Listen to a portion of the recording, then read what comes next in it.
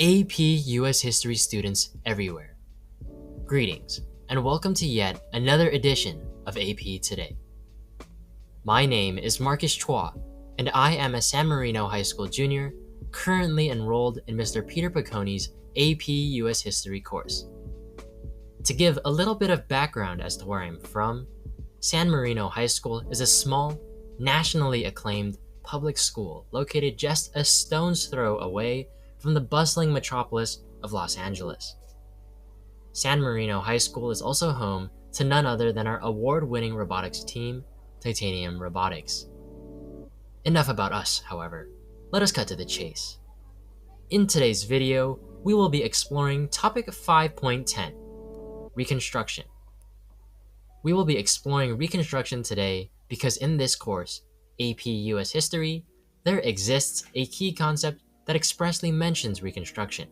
And when a key concept expressly mentions a topic, questions pertaining to said topic will most definitely appear on the highly anticipated May AP exam.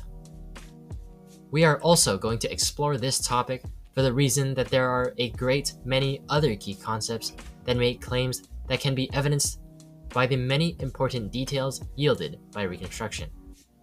Hence, knowing about Reconstruction is of the utmost importance, and we would be doing a disservice to all of you AP students out there by neglecting to cover such a quintessential time period in our nation's history. One might ask, well, if there are so many important pieces of information surrounding Reconstruction, what specifically might an AP student need to know about the topic?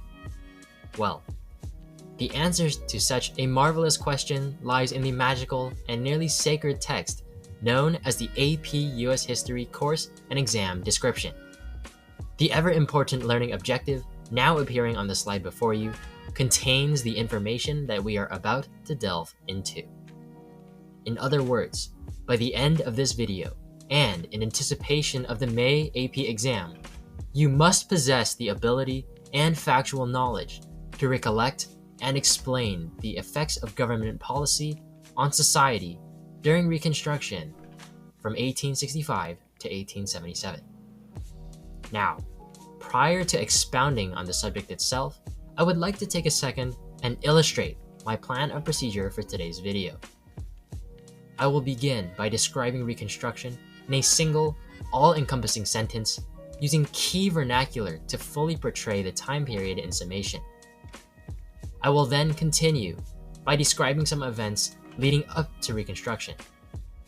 Moving on from there, I will describe Reconstruction in extensive detail and elaborate on the short and long-term effects of Reconstruction. Finally, I will recount a few related stories, true stories, might I add, that will supplement my depiction of the events occurring during this time period. In a nutshell, Reconstruction was the period in American history that lasted from 1863 to 1877 following the American Civil War and is a significant chapter in the history of American civil rights as it put an end to the remnants of Confederate secession, abolished slavery, and attempted to transform the 11 former Southern Confederate states. The 1861 to 1865 American Civil War was an altercation between the northern states loyal to the Union and the southern states that had seceded to form the Confederate States of America, with the main conflict stemming from their differing views on the issue of slavery.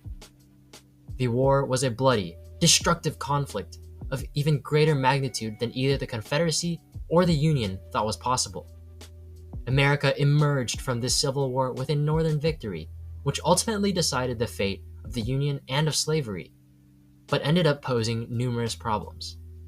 Most of the war was fought on Southern soil, and as a result, the South was left in ruins.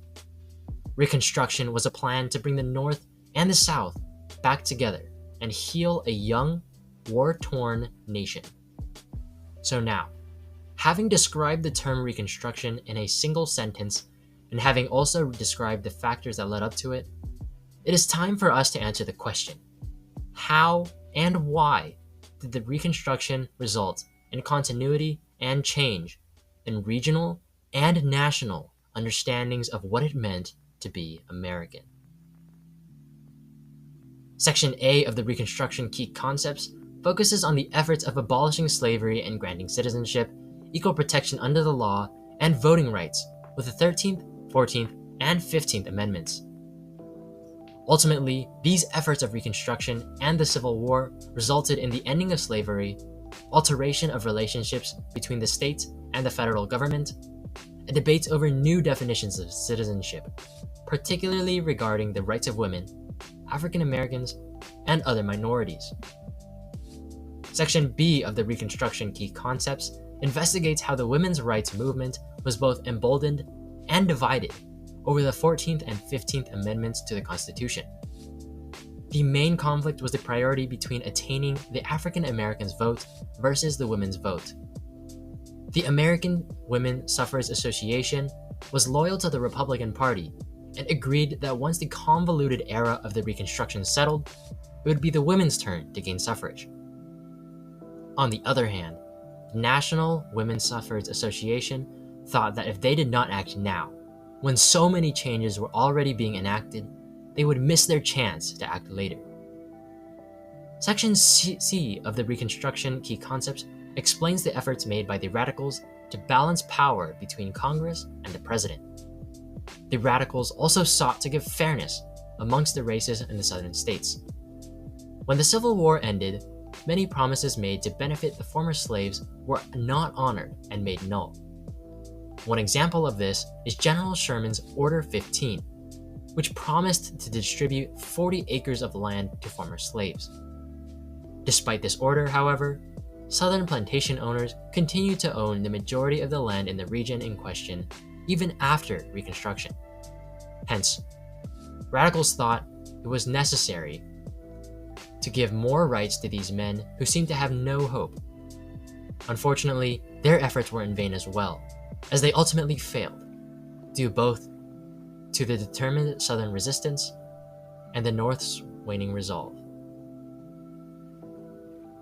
Being a major period in our country's history, Reconstruction obviously had quite a few significant effects on our young nation. Some of the most immediate short-term effects that Americans observed during Reconstruction were related to the new way in which the South was being rebuilt. Southerners began to grow crops that were not necessarily food items. Cash crops like tobacco and sugar began to dominate the fields of the South, which resulted in the Southern economy being able to get back on its feet in a relatively timely fashion for a land that had just been ravaged by a civil war. Aside from these shorter-term effects, Reconstruction yielded a number of lasting long-term effects, which are the essential elements that cement the phenomenon as a notable time period in our nation's history. Most notable among these are the 13th, 14th, and 15th Amendments.